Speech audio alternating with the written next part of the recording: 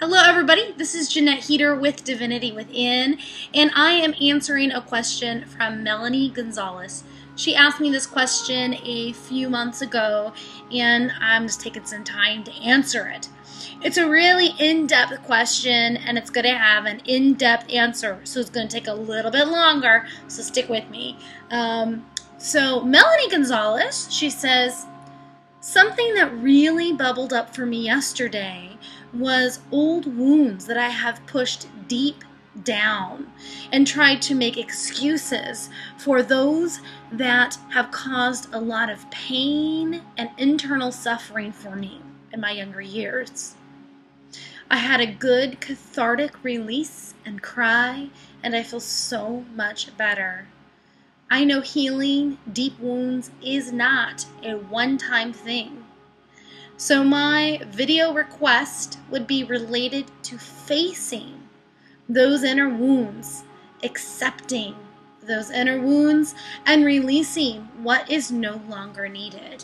So I want to thank Melanie for that question.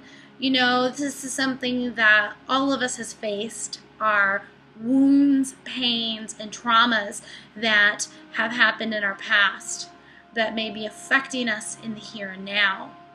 Now, deep, old, buried wounds, they take a lot of time to heal. My video is a little glitchy today, so bear with me. So they can take, months, years, and even decades to heal. And for a lot of people, that can be a little bit daunting. It's going to take years or decades. Why would I spend time on something like that? Well, the answer is because when we don't deal with wounds from the past, is they sit within us, our emotional body, our physical bodies, our spiritual bodies, and they can cause a lot of pain and issue. They can cause illnesses. They can cause mental and emotional breakdowns, and I can't tell you how many times I've seen that happen. Individuals who do not deal with traumas and pains from the past, it can affect your sleeping. It can affect your decisions that you make in life and your relationships. It can affect how you interact with your coworkers, and it can affect you in very subtle ways to very obvious ways. And the longer that we wait to deal with these wounds and these pains, these traumas, the worse it gets. The worse it gets, the bigger they get, the more that it affects us. And so the sooner that you can start, the better. And even though it may be daunting to revisit, heal, and move through these experiences, I'm going to tell you it is more daunting to leave them as they are and to not engage in this healing process. It is much more daunting, and there are many more repercussions that occur. So start now. Start now. Start healing now. And I'm going to give you a list of some approaches that can help you. So kind of my first thing is to have realistic expectations. To know that it's going to take some time, and for every wound and traumatic event, there are many layers to these experiences that will pop up at different times and emerge or be triggered to be healed. So realistic expectations.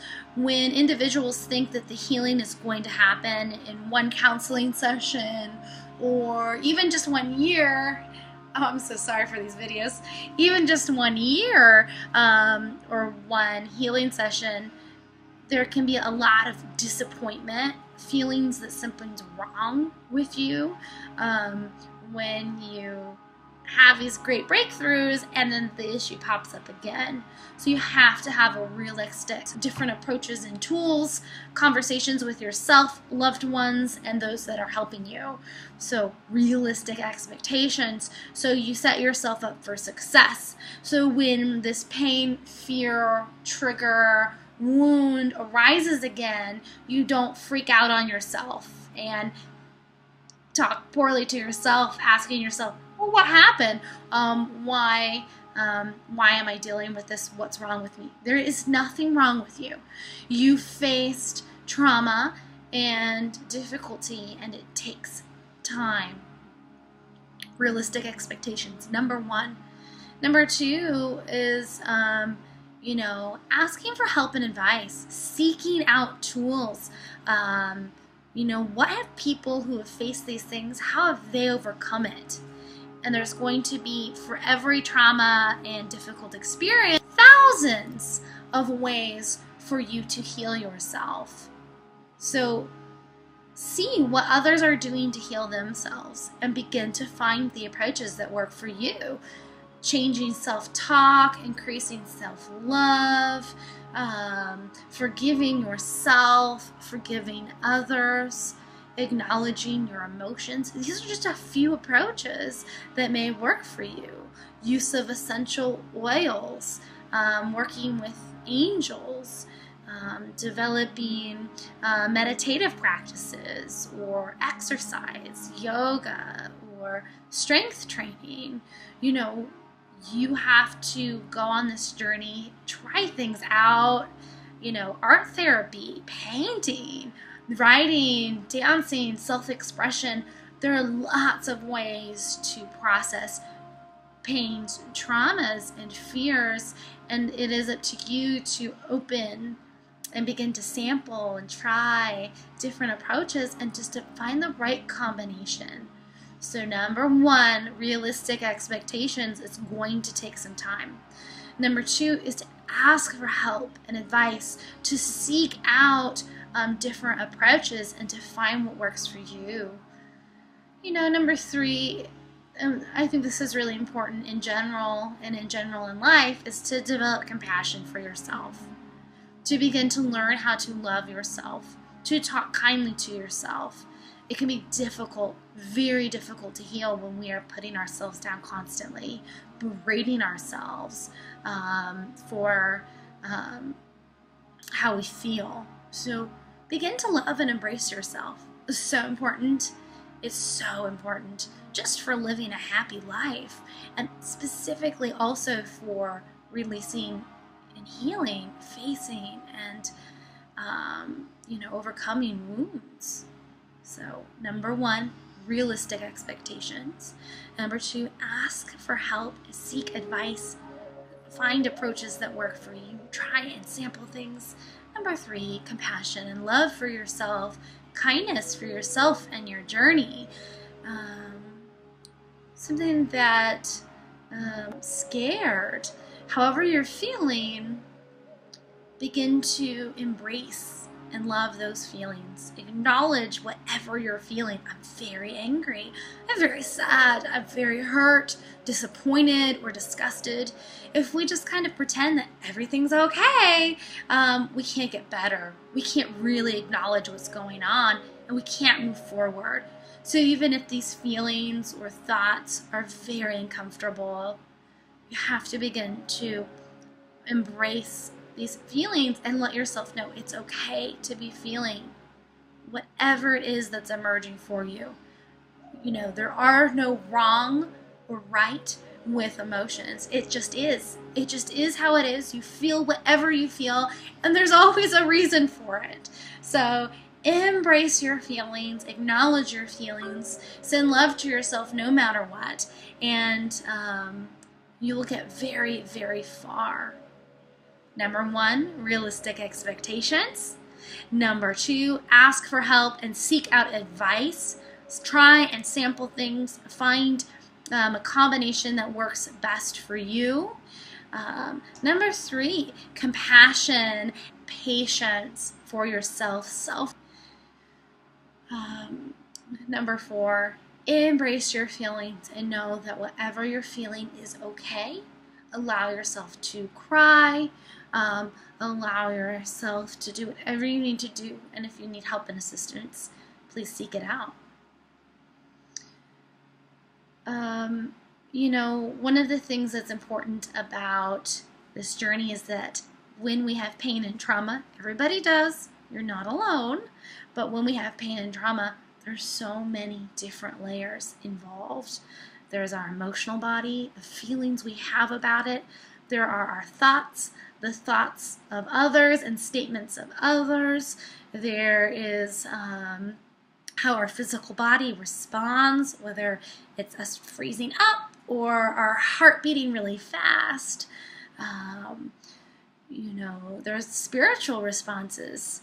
And so we're a very complex species with a very complex ability to feel. And so the healing process is very complex. And there are many, many layers. So,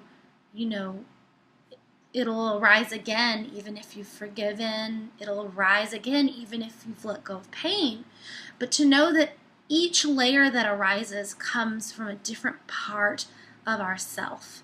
And even if it is connected to a specific wound or experience, it's a different layer of that wound and experience that you're healing.